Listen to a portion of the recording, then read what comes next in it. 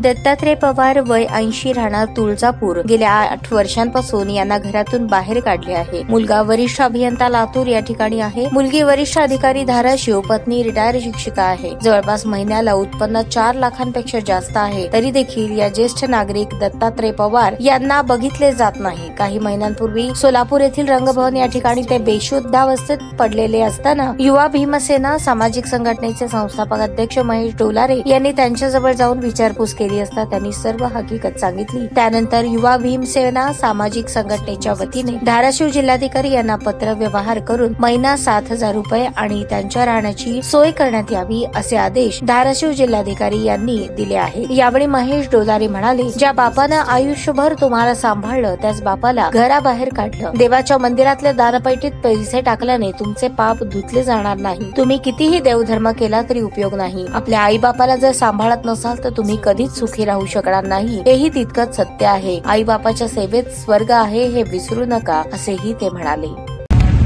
आज या ठिकाणी धाराशिव जिल्हाधिकारी कार्यालय या ठिकाणी हे दत्तात्रय शंकर पवार वय जवळपास 80 आहे।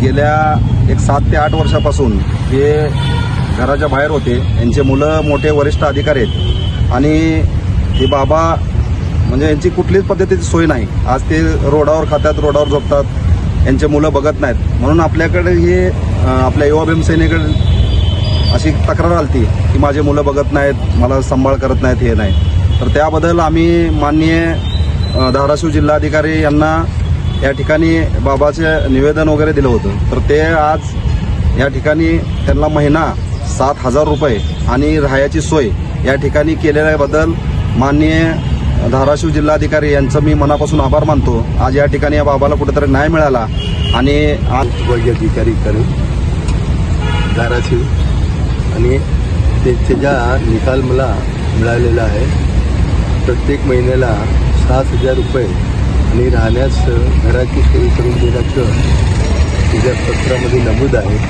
तरी हा निकाल मला मान्य आहे। मी त्यांच्या आभारी आहे।